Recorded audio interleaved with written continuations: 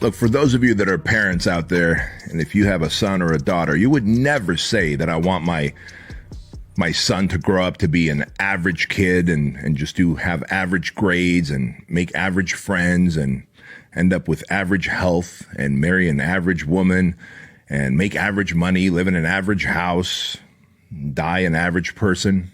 Would you? You would never want average for your kid. Yet so many people live average, mediocre lives. They're swimming in the sea of mediocrity because they have not done the things to break through their limiting beliefs. And that's what we're going to talk about today because, friends, life is fucking precious. And if you are here on this planet, I believe that you are here to do more, to be more, to be able to experience more, to be able to leave a legacy and impact lives. And if you're not doing that, then odds are you're living an average life. And average is the enemy. Like the average man has inspired no one. Think about that. The average man inspires no one. Why would you live an average life, or why would you expect an average life of your kids? You wouldn't. And therefore, why would you be okay with accepting average or mediocrity for yourself? Today, I want to talk to you about the thing that really weighs on me the most when I think about so many people out there struggling and wanting more, having the desire to achieve more, the ambitions, but never really achieving it because you simply do not know how to break the seal. And the seal is your limiting beliefs, right? So let's talk about that today on the Bedroskeuilian Show. Guys, it is very important for me to be able to stress to you that the odds were always stacked against me. You know, you know that I'm a immigrant to this country, came from a communist country, Armenia. My dad had under $200 in his pocket for a family of 5. We were living in Section 8 housing, eating out of dumpsters that were found behind grocery stores where they would throw away these foods that had expired, and we'd fish them out of the dumpsters and we'd take them home and eat it. Like, English was a second language for me, right? I had to learn the culture, make new friends. And so if I'm able to make it in this country, and I've been very open with you about all the limiting beliefs that I had and all the limiting components in my life, right? I'm a byproduct of sexual abuse, physical abuse, being bullied when it came to America. Go back to your own country. You don't belong in this country. Your parents are taking all of our American jobs. And so when you hear all that stuff, when you get bad grades, when you're told that you're never going to amount to nothing, but you somehow do, maybe, just maybe, there's something that will help you get there, right? And that thing is this. It is to break through your limiting beliefs. I'm going to tell you right now that in life, what ends up happening is when we grow up, we are faced with adversity. And unfortunately, life is not gentle to us. You think about your parents. Maybe they come from divorce. Maybe they come from abuse. Maybe they come from alcoholism.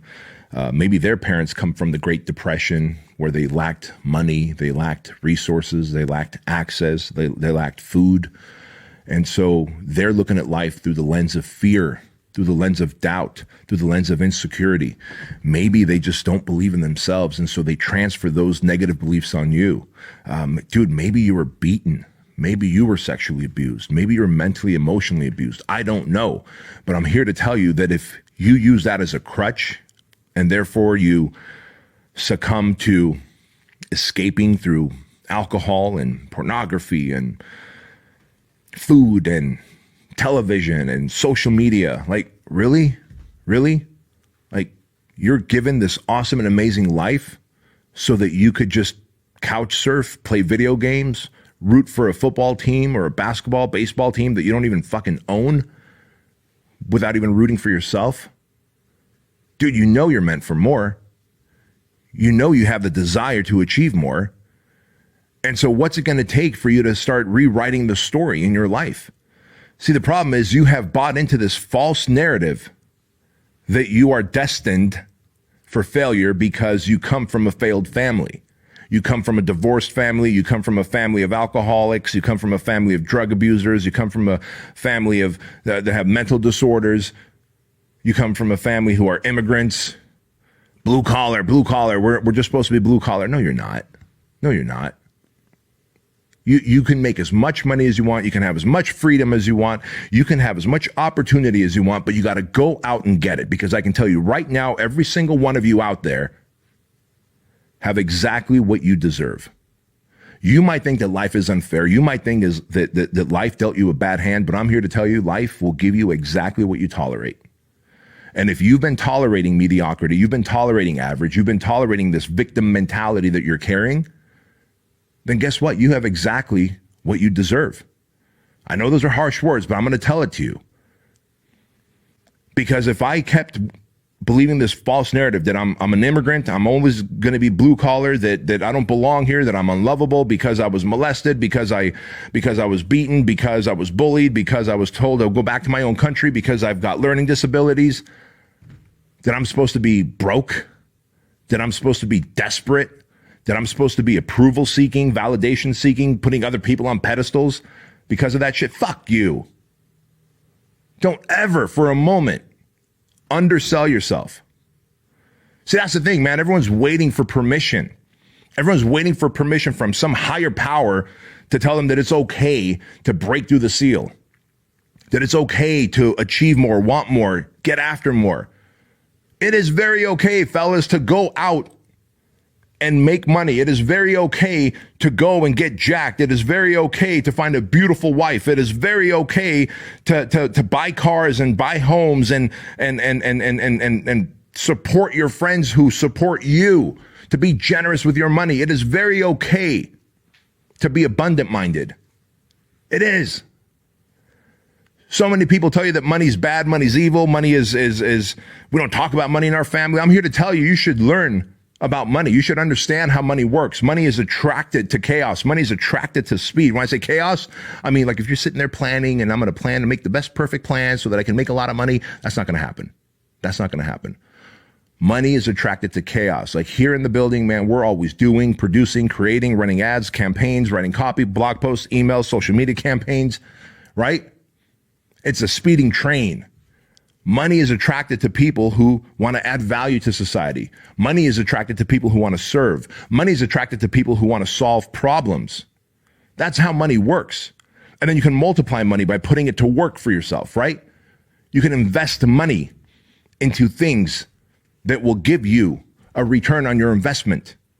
It is okay to make money.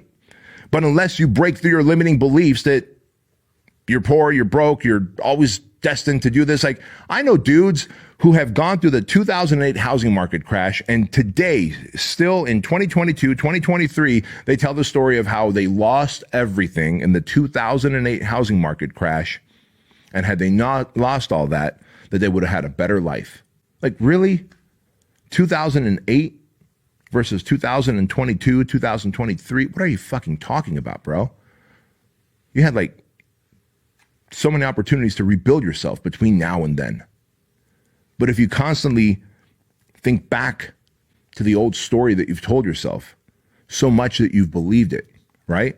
And those stories, by the way, can come from family members. Like I said, if you've got, let's say, great grandparents or grandparents that come from the Great Depression, they're going to tell you, watch out, be careful, unemployment, what if, save money, put it in the bank. How are you going to save money in the bank?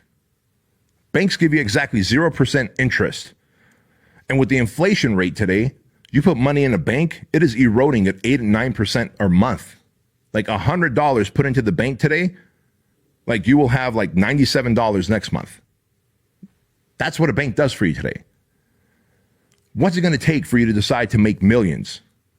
Like, what permission do you need? And I'm here to give you that permission. I'm here to tell you to give yourself that permission. I'm here to tell you to take the pen back and start rewriting that story. So what if you were molested? So what if you were beaten? So what if you were mentally and emotionally abused? Those are all superpowers now because you are the type of person that went through that and came out the other side a stronger person. You have more resiliency. You are more resourceful than people that have not gone and suffered through adversity and abuse. That's the reality. We are more resilient. We are more emotionally strong, mentally tough, and we can deal with so much shit. But we have to first let go of the mental crippling crutch that we carry, which is this victim mindhood, right? When I let go of that 10 years ago, that I was a victim of sexual abuse, that I was a victim of physical abuse, that I was a victim of being bullied, that I was a victim in every category. And I realized, you know what? All those things I went through, and I'm still standing. I'm still going strong. Dude, I must be one resilient, one resourceful, one relentless motherfucker if I'm still going strong. And I share this with you because if you are ready to flip the script on yourself, right? If you're ready to rewrite your story, oftentimes, man, someone else holds the pen in your life. You know, you're born as a kid and maybe you're chunky. And so your parents tell you, oh, you know, this kid's chunky and this kid is a little fat and oh, you're clumsy and you're falling here and there. And so as you grow up, they told you that, you know, you were a chunky kid. You were a big kid when you were born. You were clumsy, and you start believing the fact that you're supposed to be fat your whole life. That you're supposed to be clumsy your whole life. And then you start believing the fact that, you know, hey, because dad works 3 jobs and dad's always broke, that you're supposed to be broke. That that's just how it is in our family. That is not. You could be the one in your family to change the trajectory of your bloodline. I'm the one in my family. I'm the one. And it is important for you to take that pen back that people have written in your book of life and realize there's many other pages that are blank that you could start rewriting how the story goes. But you have to give yourself permission first. Permission to heal. Permission to realize that you're not broken, that you are lovable, you are worthy, that you are capable. You have everything you need. There's not a goddamn thing that someone else has that you don't have. Because today with the internet, if you're looking to make more money, YouTube it. You're looking to get jacked, YouTube it. You can find podcasts, you can find courses, you can find coaches, you can find videos, you can find blog posts, you can find websites that will teach you anything you want. Learn a new language? Want to learn to fly an airplane? You want to learn to kick ass, be a fucking jujitsu competitive athlete? There's literally courses out there that will teach you. There's classes out there that you can go and take, right? But you got to first drop that e-brake on your life. That's what this limiting belief system creates. It's like if I handed you a Ferrari, right? Imagine this. If I handed you a Ferrari, brand new Ferrari, and I'm like, hey, man, this Ferrari is brand new. It is a track car. It is just going to destroy it. Like, it is designed to handle and to take corners and to just burn down the track. However, I go, but the only way you could drive it is if the e-brake is pulled up, right? So now you're driving this Ferrari with the e-brake halfway pulled up, and you're not getting the full performance out of it. It's not performing the way you want. And you're like, man, this thing drives like a jalopy. Why? Well, because the e-brake is on. The moment you drop that e-brake on your life, and that's the equivalent of you giving yourself permission, saying that I don't have to let this be my story. Like, whatever you went through, whatever mess you went through does not have to be the message of your life. It is time for you to drop the e-brake. It is time for you to start doing the self-development, personal development, self-work. It is time to take the responsibility in your hands and not blame your parents, not blame the absence of dad, not blame the absence of not being born here, right? Like, oh, imagine if I said, well, I can't be president. You know, I was born in Armenia, therefore I wasn't born in the US, therefore I can't be president. Did you know that? You can only be president if you're born in the United States. So a foreigner like me can't be president. And if I use that as an excuse to why, therefore, I need to fail the rest of my life, like, how fucking stupid is that? All right, I can't be president, but I could do every fucking thing else in the world. So who cares? You go around wearing pain and victimhood like a badge of honor, telling everybody about your adversity, about the shit you've gone through, about how hard life was for you, about how difficult things were, and how hard you had it. And how if only your parents, and if only your dad, if only the education system, and if only you weren't abused. Okay, but you were. And they were. And they did the best they could. Who knows where your dad came from? Who knows what he had to deal with? Who knows where your mom came from? I've got a coaching client whose mom died of drug overdose while he was 14 years old. Dad was a drunk. This guy now is 32 years old and doing $5 million a year, happily married, contributing to his church, worked through all of his self-limiting beliefs by reading self-help books, getting fit. We often talk about fitness as the gateway drug to a better mindset, to better mental attitude, to emotional discipline. And over the 4 years that I've worked with this guy, he has gone from selling gym memberships to building a $5 million online coaching business, even though he comes from massive adversity. Mom overdoses on drugs, like she was just a drug addict his whole life. And when he's 14, mom overdoses on drugs. And dad dies an early death because of alcohol. And dad just tells him, like, hey, go find a good job at some factory, and that's it. Like, that's that fatherly advice he gave him was like, go find a good job at a factory somewhere and hope that you do well. He could be a perfect victim, but he chose instead to rewrite his story. He chose instead to become the kind of man that he didn't have in his life. And you can do that. Whatever man is missing out of your life, whether it's your dad, whatever woman is missing out of your life, if you're a woman and you're watching this right now, like, yeah, but I didn't have a mom and therefore no, guess what? Be the type of woman that you needed to raise you. Be the type of man that you needed around you. When I was younger and I was doing home invasion robberies and carjackings, and then I would listen to talk radio after that. For some reason, I would listen to talk radio, and there was this Dr. Laura Schlesinger. I might have talked to you guys before on the podcast about this, but Dr. Laura would talk about you've got two chances at a parent-child relationship. Once when you're the child, and once again when you're the parent. Like, you can parent yourself. You can parent yourself. And so if you're like, man, my dad was absent. If I had a good dad, he would have taken me to the gym. He would have taught me how to drive a manual transmission car. My dad would have taught me how to fight. My dad would have taught me how to lift. My dad would have taught me how to speak to women. Well, guess what? Teach yourself that. Be the man that was missing in your life. And you do that by putting yourself around other men who already carry those traits. You do that by reading the books of men who carry those traits. There's books by Jordan Peterson you can read, Jocko Willink, right? Napoleon Hill. There's all types of books that you could read. For $22 spent on a book, you can get someone's life experience, and someone who had an awesome life and who learned a lot. You can get their life experience in a book. But are you willing to read it and apply it to your life? There's so many great books out there on personal leadership, on personal development, on self-mastery, on impulse control, on overcoming addictions. There's great therapists out there. There's YouTube videos that are for free. But are you willing to do the work to break the seal and overcome those limiting beliefs?